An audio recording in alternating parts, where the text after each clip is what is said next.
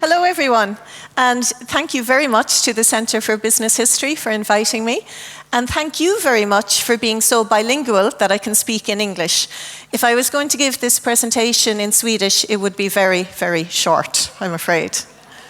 So, as Anders mentioned, I'm the head of archives for Irish Distillers, a company you mightn't have heard of, but I hope you've heard of our most famous product, which is Jameson Irish Whiskey. And we like to say the world's most enjoyed Irish whiskey. And when I first began working with the company, this man's image was everywhere. This is John Jameson, the founder of Jameson Irish Whiskey. And he founded it in Dublin in 1780. And when I began to work in the archive, of course, there were records relating to him and his signature. But I found his signature from the 1800s, 1810, 1820, 1850, 1870, 1900. What was going on? Was this man immortal? And what I realized was there were 4 John Jamesons in our company. But nobody knew that. Nobody working for Jameson knew that there had been 4 John Jamesons. And I realized very quickly that a lot of history had been lost, and we weren't telling our own story. So, from very humble beginnings, the Jameson Distillery back in 1780 would have fitted into this room, I would say, twice. It grew by the 1880s to be absolutely huge, and it stretched over 6 acres of Dublin city centre. And it was like a small town within the city of Dublin. And it was entirely self-sufficient. And working behind those walls, this image is from the 1880s, was a small army of craftspeople. And you can see in the image the horses and carts bringing the barrels of Jameson whiskey through the streets of Dublin. Now, those carts and wagons would have been made in-house in the distillery, because there were craftsmen there who could do that. There was carpenters, there was wheelwrights, there was blacksmiths, there was harness makers. There was a small army of craftspeople. It wasn't just about distillers. And we have all of that history. And I was really astonished at the global reach of Irish whiskey back at the end of the 19th century and the early 20th century. These are labels from the archive, and you can see they're being sold all over the world. Australia, New York, India. These are actually territories that we're trying to get back into today.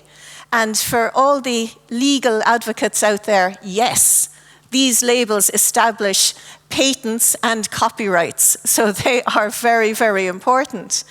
But for every high and every peak, there is a trough, and there comes a low. And the story of Irish whiskey is the story of ups and downs. And by the 20th century, Irish whiskey was in a downward spiral. There was numerous external political circumstances that led to recession in Ireland, and it led to the closure of distillery after distillery. And it got to the point where, from a global industry, there were only 3 distilleries left open in Ireland, competing with each other for the domestic market. And that was Jameson, Powers, and the Midleton Distillery in Cork. And they realized that if they stayed in competition with each other, not only would they wipe out their own companies, but they would wipe out the knowledge and the skill needed to make Irish whiskey. So they knew that something unique was going to happen. And in 1966, they united to form a new company, Irish Distillers. And one of the first things that they did was they amalgamated all their production facilities, and they opened one new distillery, the Midleton Distillery in County Cork. So what that meant on a practical level was there was only one place making Irish whiskey in Ireland. So there wasn't a lot of competition for our brands.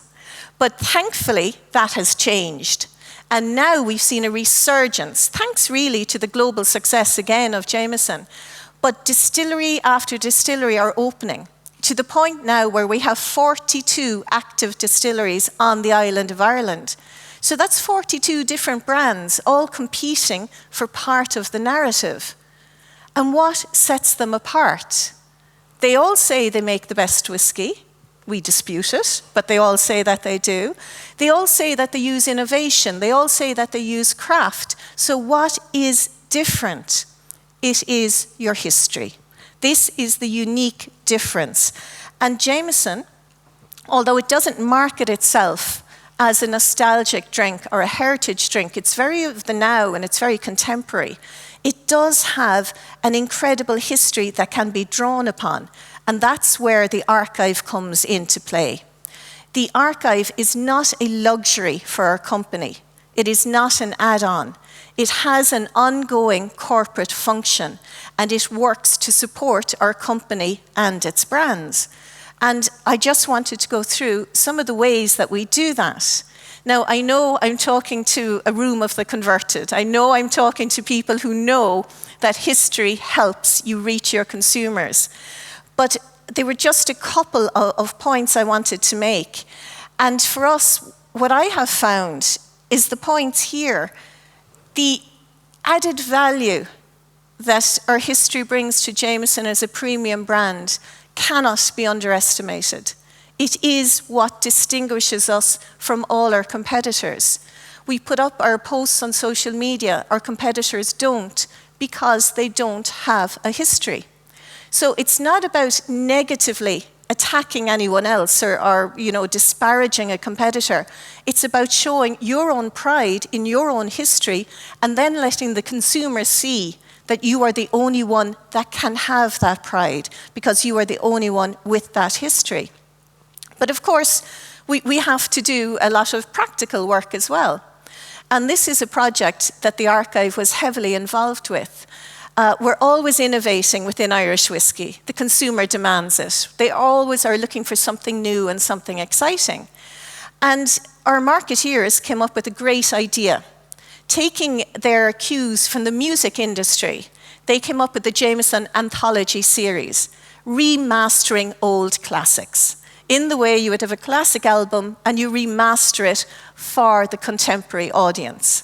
So they came up with this great idea, but did they know what our classics were? They actually didn't.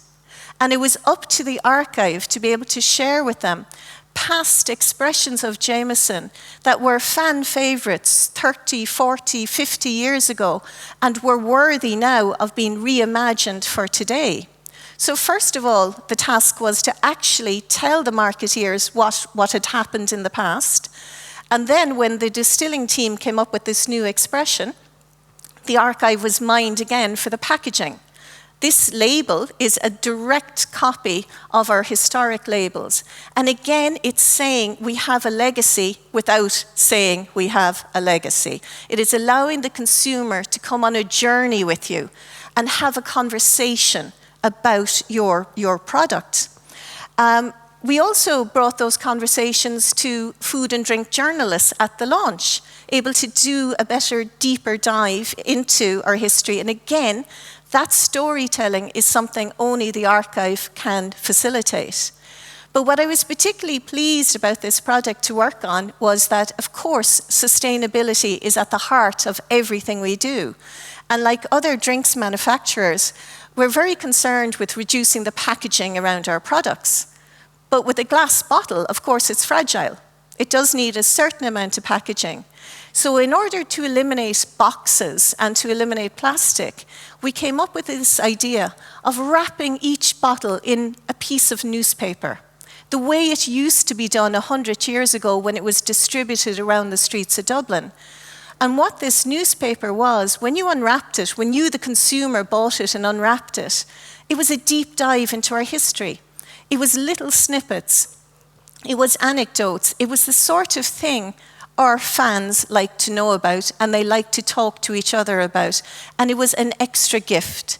Some people, flattened it out, framed it up. Some people posted on social media. It was a wonderful way of getting our message again to our consumer. But it could only be done because we knew our history. The archive is an internal resource for Irish distillers. We're not open to the public. We are a staff of one, hello, and we can't facilitate academic inquiry. But it is used extensively to welcome visitors to our facility and to communicate our key messaging. The gentleman you see here, I don't expect you to recognize him. He is our former Taoiseach, that's our Prime Minister, and he's here hot on the election trail, wanting to be re-elected. And politicians all across Europe are very reluctant to be photographed with alcoholic products. And certainly in Ireland, they've signed a charter that they won't be photographed with alcoholic products. But they will be photographed with historical artifacts. So it's a way for our company to engage with the government, with the people who make our laws, on what you would call a neutral ground. So the archive is extensively used for key messaging. The records, although, as I mentioned, we are an internal resource, we do have information of wider appeal, including genealogical records. And we have a series of wage books, the records of all the individuals who over 100 years made our whiskey. And they are a rich source for genealogical information. So we partnered with the global platform Ancestry.com to digitize all these records so they're searchable for anywhere in the world. Now, this was a project that stood alone and was the correct thing to do because these are important records, but also for our company. It was a way of getting coverage and reaching media who don't normally run stories about alcoholic products. And the middle image you see there, it's from a website called irishcentral.com.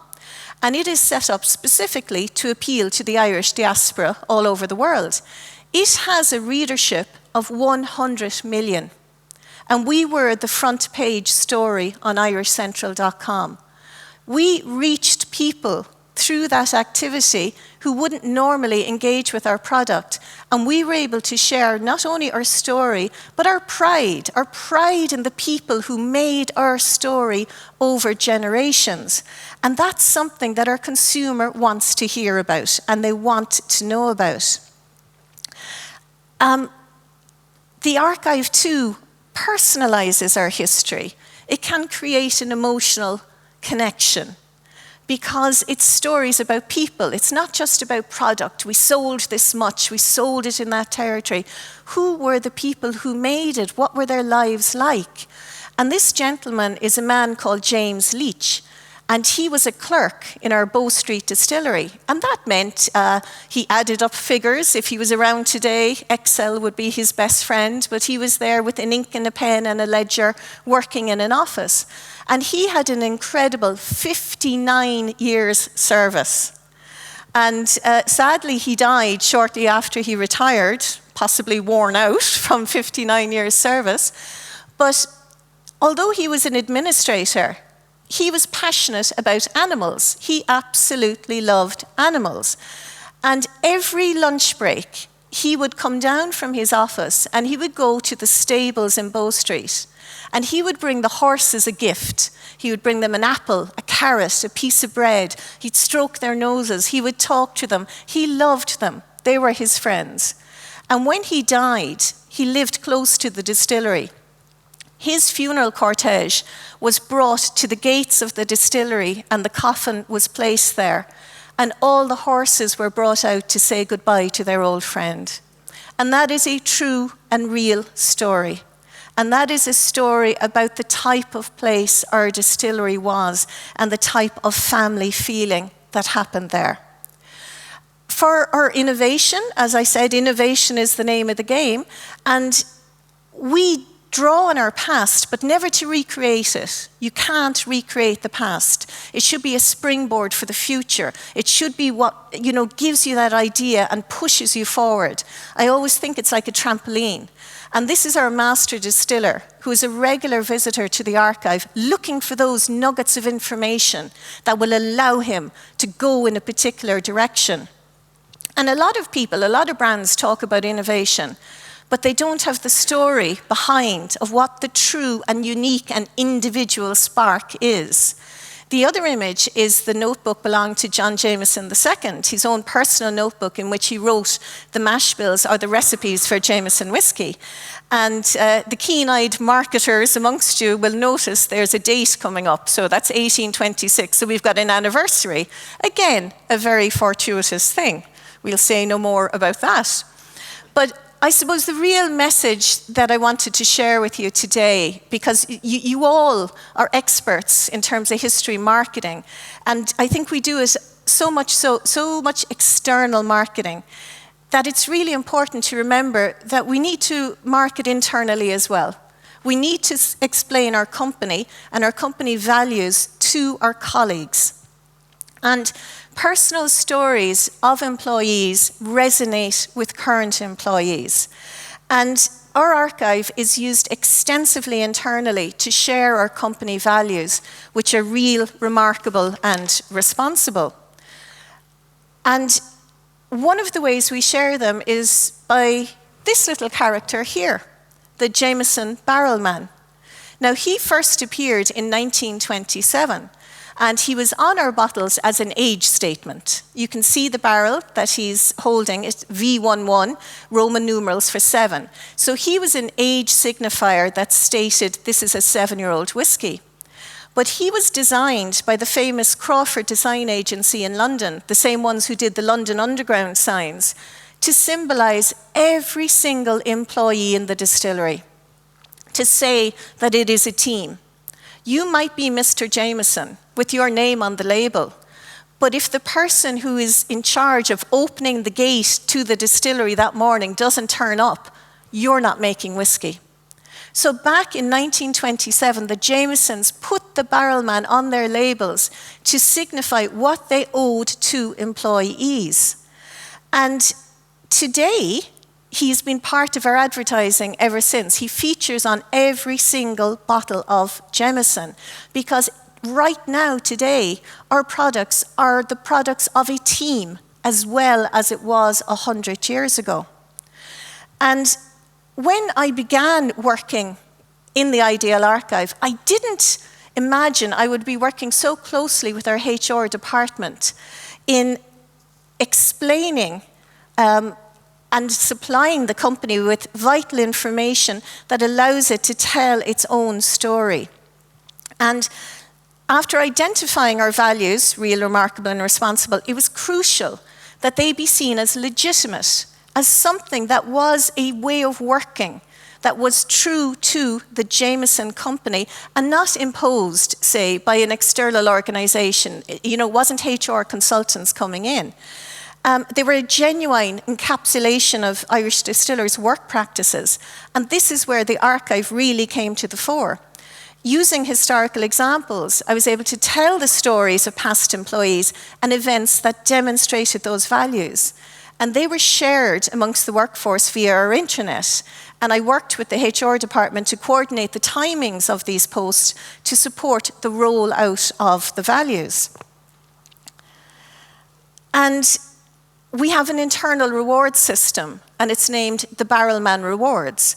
And this is a peer-to-peer reward system. A colleague helps you out, goes the extra mile, stays late. You can nominate them for a Barrelman's reward from your colleagues. You get points, you accumulate the points, and these then can be cashed in for really nice things like hotel stays, vouchers for airlines, vouchers for luxury goods. But again, it's reminding everyone of the team. And you're working in our company right now, but you're one in a series. You're part of a legacy. You are a Barrelman. And I'm proudly wearing my little Barrelman pin here today. And it wouldn't have been possible to come up with this and to roll it out so successfully without the archive and the historical precedents of this being a legitimate and a natural and an internal thing amongst Jameson. And in cooperation with HR, I would supply targeted stories from the company's past illustrating these values over the last 200 years. And it really not only reinforced our own sense of self-identity, but it allowed my colleagues to understand our company, but also to be able to explain the values externally. It gave them the language, the tools, the stories to explain our values to external customers, to our consumers. And that's what consumers want to know. They want to know what sort of company is producing their favorite brands. What does it stand for? What are its values? Our research is showing this more and more. This is what the consumers want. Not only to know you make the world's most enjoyed Irish whiskey, but who are you? And by empowering our colleagues with these stories, with these narrative facts, they can explain that externally in a trustworthy manner, which I think is a key thing, in a legitimate and trustworthy manner. And of course, there's many ways to do this. And like a lot of companies, we've embraced the digital media, and we, of course, have a podcast. And if anyone is interested in doing a deeper dive into the history of Irish whiskey, as told by the people who made it, then this is a wonderful podcast that I would recommend to you.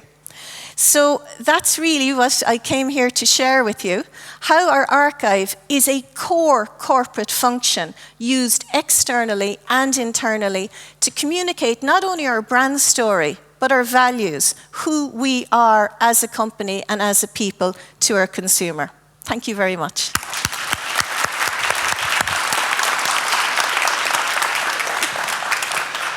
Carol, thank you so much. We have time for questions. I'll throw out the first one, actually, the ancestry story. I've heard you talk about that, explain it before, and it is a story about a corporate records replacing or substituting for the lack of official records because there was a fire. Yeah, well, this is so true. Irish history is dotted with tragedy, and one of the great tragedies is the loss of our documentary history in 1922. So at the dawn of the 20th century, there was a move to centralize all Irish governmental records, census records, birth records, death records, in one central repository, which in theory is a very good idea because they were scattered all over the country. A lot had been in London. They were all brought back. They were centralized. No sooner was this wonderful repository put together than it was blown up in our Civil War. It was actually set on fire. And we have contemporary accounts of Ireland's medieval history fluttering through the wind and landing in the streets of Dublin and people picking up the charred remains. And what this means for us and what it means for Irish people is there are very few genealogical records around. And for some of those individuals in our wage records from the 1860s and the 1870s, there's no birth record for them. There is no death record. There's no baptismal record. There is no census record. The only documentary evidence that they lived and breathed is in our corporate records. And that's why it was so important for us to make them as available as possible to as many people as possible. A company's heritage taking the place of absolutely, substituting for the official record. Yeah. Any questions?